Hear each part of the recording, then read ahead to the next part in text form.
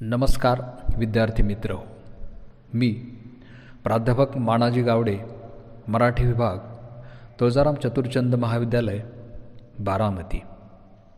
आज आपण मराठीच्या पाठ्यपुस्तकातील पाठ क्रमांक 3 शीर्षक आहे अशी पुस्तकं आणि याचे लेखक आहेत डॉक्टर निर्मल कुमार फडकुले.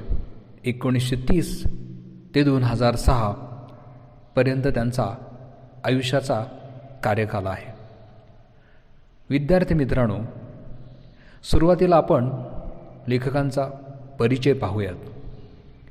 लेखक हे संत साहित्याचे अभ्यासक, समीक्षक, प्रसिद्ध वक्ते आणि अनेक पुस्तकाचे संपादक आणि लेखक म्हणून प्रसिद्ध आहेत.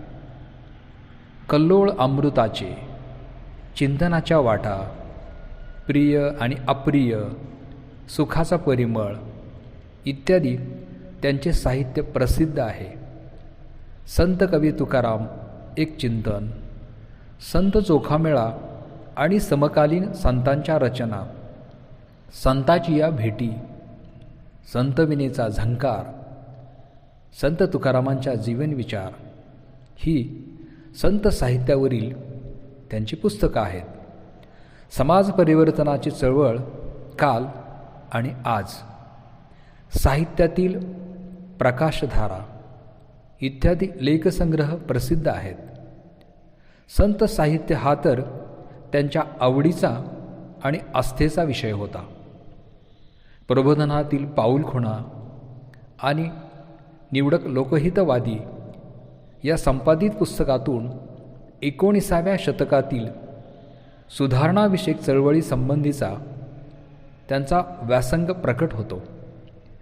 त्यांना भैरूरतन दमानी या साहित्य पुरस्काराने सन्मानित करण्यात आले आहे. विद्यार्थी मित्र हो, या पाठाचे शीर्षक आहे अशी पुस्तकं. यामध्ये असं दिसून येईल की इथे पुस्तक हे अनेक वचन आहे आणि आशियातून पुस्तकांसंबंधी मानवी जीवनातील महत्त्व, भूमिका लेखकांनी अतिशय व्यासंगी शैलीत मांडली आहे. जगातील प्रत्येक भाषेत पुस्तकं उपलब्ध आहेत. आपल्याला जरी अनेक भाषा येत नसल्या तरी अनुवाद उपलब्ध आहेत आणि आता तर ट्रान्सलेटरमुळे काम आणखी सोपे झाले आहे. अमुक एका पुस्तकाच्या माझ्यावर प्रभाव पडला. या पुस्तकामुळे मी जीवनाचा हा मार्ग निवडला. नैराश्याच्या गर्तेत सापडून आत्महत्येचा विचार करीत होतो, परंतु अमुक पुस्तक वाचून मी निर्णय बदलला. थोडक्यात प्रत्येक यशस्वी माणसाच्या जडणघडणीत पुस्तकांची भूमिका महत्त्वाची आहे.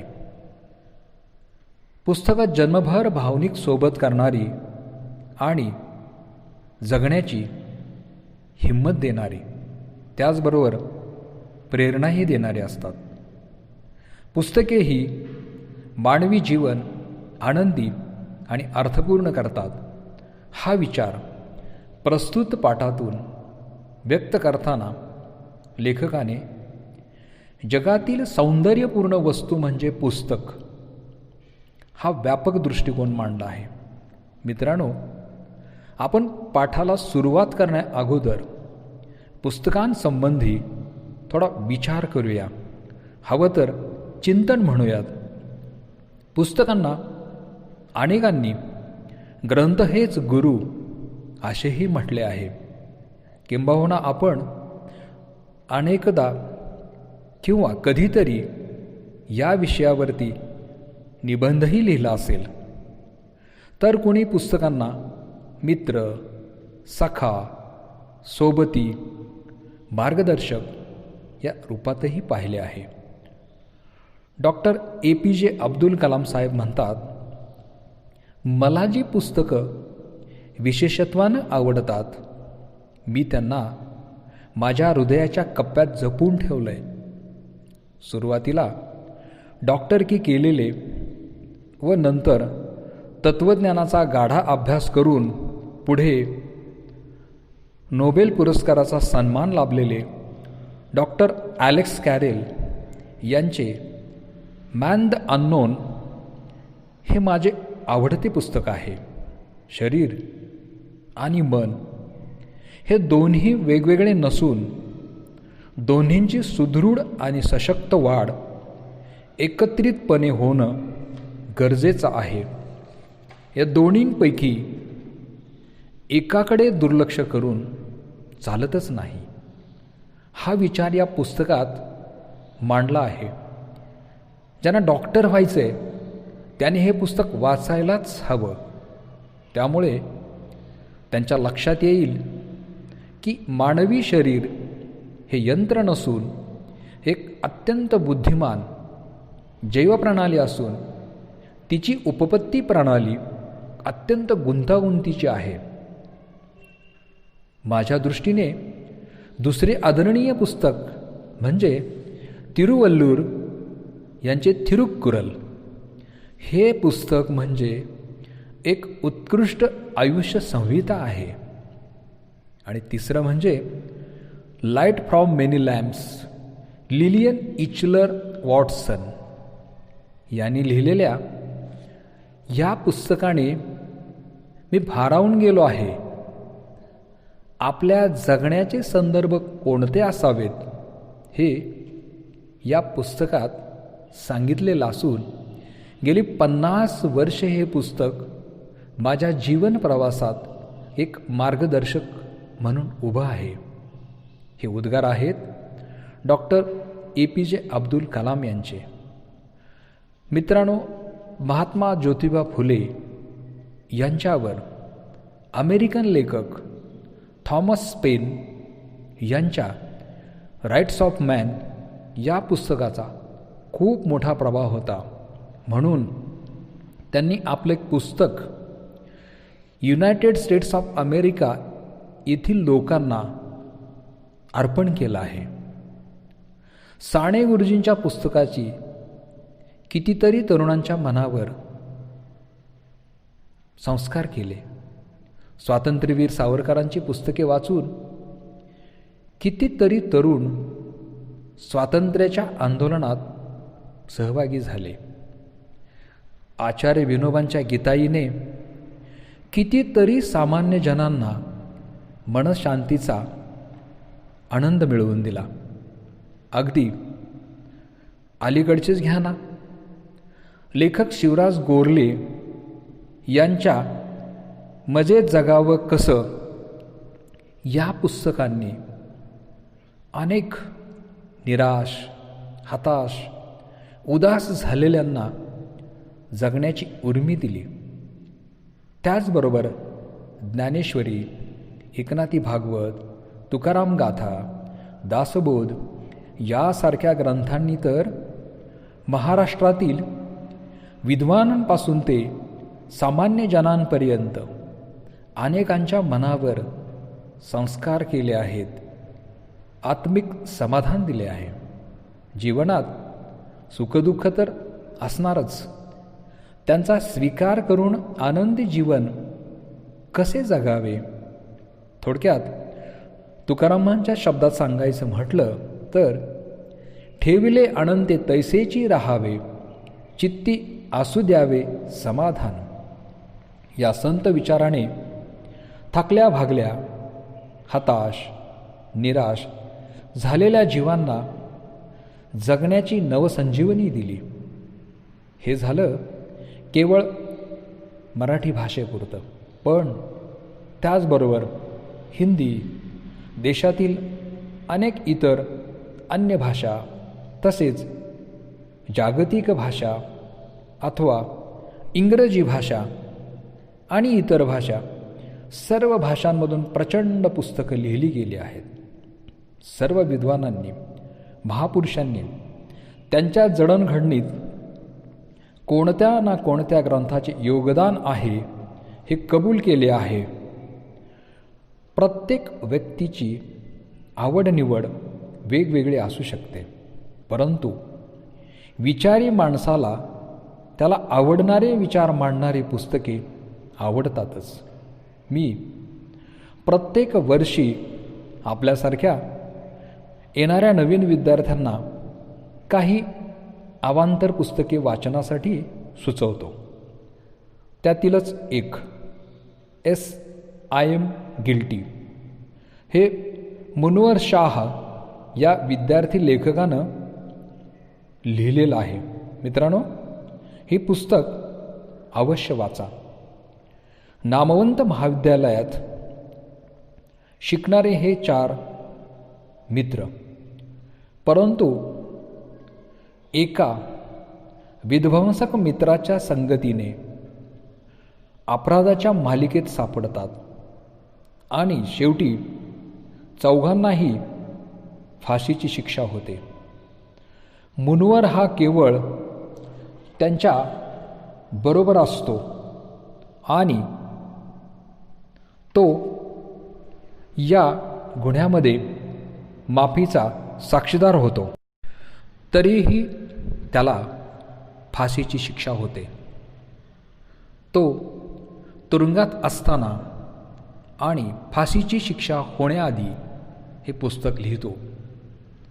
तुरुंगात असतानाचं जग आणि तुरुंगाबाहेर असलेलं जग याबद्दल तो म्हणतो, आतले लोक मरने की आरज़ू लिए जिए जा रहे हम, आणि जे बाहेर आहेत जीने की आरज़ू लिए मरे जा रहे लोक.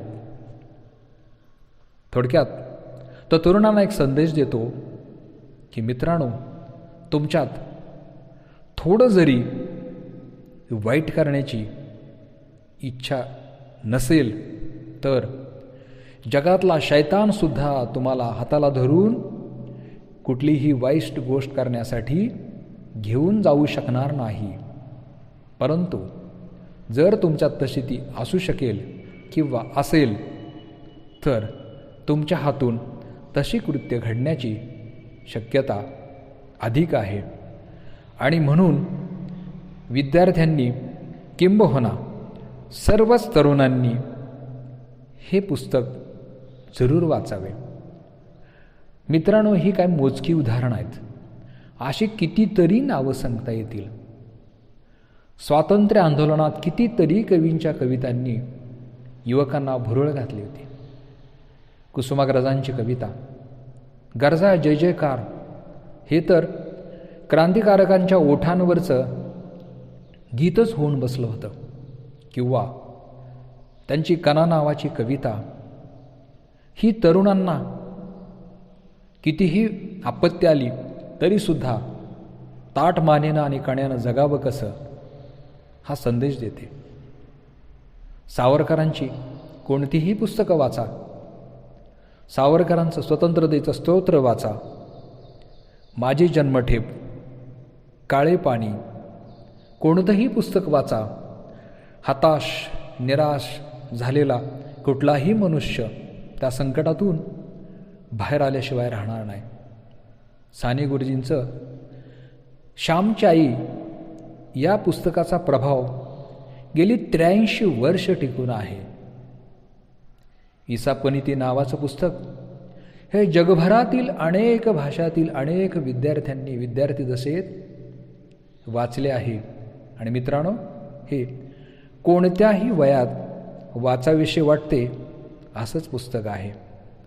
आपल्याकडील पंचतंत्र असेल, यातील गोष्टी अनेकांना आजही भुरळ घालतात.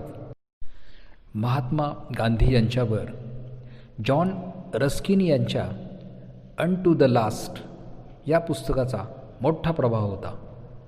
रशियन विचारवंत टॉल्स्टॉय यांच्या विचारांनी प्रभावित होऊन महात्मा गांधीजींनी दक्षिण आफ्रिकेत आश्रमाला टॉल्स्टॉय फार्म असे नाव दिले होते. आचार्य विनोबांना तर 22 भाषा अवगत होत्या आणि भारतातीलही अनेक भाषातील ग्रंथ त्यांनी अनुवादित केले होते. तर काही प्रमुख धर्मग्रंथ तर त्यांना तोंडपाठ होते. अशा रीतीने कथा, कविता, कादंबरी, नाटक, ललित इत्यादी साहित्य प्रकारातून जगभर विपुल साहित्य उपलब्ध आहे.